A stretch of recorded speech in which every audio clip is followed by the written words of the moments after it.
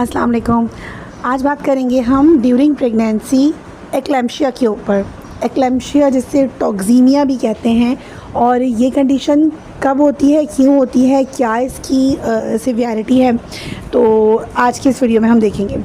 Previous lecture में मैंने एक लेक्चर बनाया था एक्लेम्शिया के ऊपर, और हमने देखा था कि अगर प्रेगनेंसी में कुछ सिम्टम्स हैं जो अर्ली साइंस होते हैं एक्लेम्शिया होने के या प्रीक्लेम्शिया के, मतलब अगर आपने उन साइंस पर नज़र रखी और उसका ट्रीटमेंट कर दिया तो माँ और बच्चे की जान बच सकती है। अगर उन सिम्टम्स को परसिस्टेंट रहने दिया गया तो ये एक्लेम्शिया में कन्वर्ट हो जाते हैं।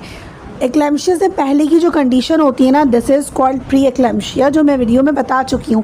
जैसे डायबिटीज़ है, एक होता है डायबिटीज़ और एक होता है प्री डायबिटीज़, यानी कि शुगर, और शुगर से जस्ट बिफोर जो बॉर्डर लाइन होती है ना, उससे पहले होने की जो सिम्टम्स होते हैं, this is called pre diabetes.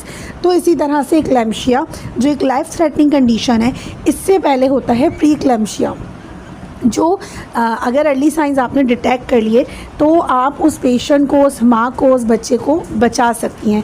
तो अगर प्री एक्लेम्शिया के symptoms like blood pressure high है और स्वेलिंग आ गई है, ना सिर्फ पाँव में बल्कि पेट में, चेहरे पर, फेस पर, हाथों में, तो ये जो एक्लेम्शिया कंडीशन है, या उस वुमेन को, उस माँ को कंटिन्यूअस सर दर्द रहता है, कंटिन्यूसली हाई ब्लड प्रेशर रहता है, या उसको ब्लर विजन होता है, ये सारे सिम्टम्स थे प्री एक्लेम्शिया के।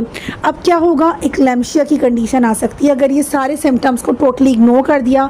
कोई ऐसी दाई के पास औरत जा रही है या उसको प्रॉपर गाइडेंस नहीं मिल रही, कोई ऑथेंटिक डॉक्टर नहीं मिल रही जो उसको बताए। तो अगर आपके पास ऐसी औरत आती है तो आपको ये सारी चीज़ें बहुत ध्यान में रखनी है, अंडर कंसिडरेशन रखनी है। As a gynaecologist, as a gynae doctor आपको ये चीज़ें देखनी है। अब एक्लेम्शिया में क्या होगा, it is also called toxaemia, जिसमें ब्लड पॉइजनस हो जाएगा। और सोचें कि अगर एक ऑर्गन में मसला होता है तो उस ऑर्गन को ट्रीट कर लें, बाकी पे अफेक्ट ना पड़े, लेकिन अगर पूरा ब्लड जो पूरे बॉडी में सर्कुलेट कर रहा है, वही ब्लड, वही खून माँ के अंदर सर्कुलेट कर रहा है, वही खून उस बच्चे के अंदर जा रहा है, तो अगर उसमें ख़राबी पैदा हो गई तो उससे बचना कितना मुश्किल है, कितना कॉम्प्लिकेटेड है। अगर खून में ख़राबी पैदा हो जाए तो क्या होगा। अच्छा, ये एक्लेम्शिया जो होता है ये अक्सर औरतों को at the time of delivery, normal delivery हो, सी सेक्शन हो, उससे जस्ट बिफोर भी हो सकता है, थर्ड ट्राइमेस्टर में होने के चांसेस बहुत ज़्यादा होते हैं।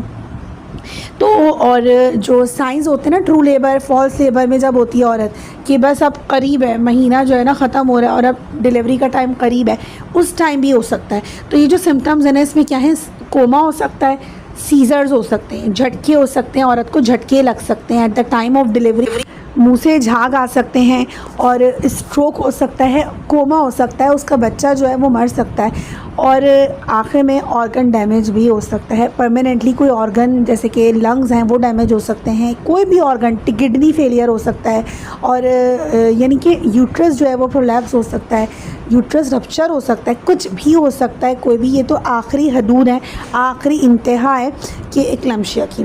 तो ये कंडीशन होती है। तो इससे पहले जो बेहतर है कि अर्ली साइंस को एक डॉक्टर डिटेक्ट कर ले और उसका ट्रीटमेंट करवा दे औरत का, और कर दे खुद। तो ये सारे सिम्टम्स हैं जिसमें बच्चे और माँ की जान को ख़तरा होता है, और जो डिलीवरी में केसेस होते हैं ना कि वो बच्चा या माँ की जान चली गई है, तो वो ये एक्लेम्शिया की कंडीशन होती है। मज़ीद सिम्टम्स में ये है कि औरत को डिलीवरी के टाइम पे वॉमिट लग जाए, सर दर्द हो, ब्लर विजन हो जाए, उसकी आंखें पथरा जाएँ, उसका पेट सख्त हो जाए।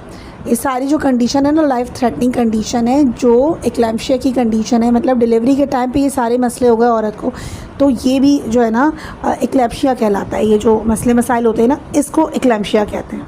And it should be treated so well and properly, और एंटीबायोटिक्स दी जाती हैं, इंट्रावीनस इंजेक्शंस दिए जाते हैं, ट्रीटमेंट जो है ना प्रॉपर की जाती है ताकि ऑर्गन डैमेज से बचाया जा सके, ताकि बच्चे की जान को बचाया जा सके, माँ की जान को बचाया जा सके।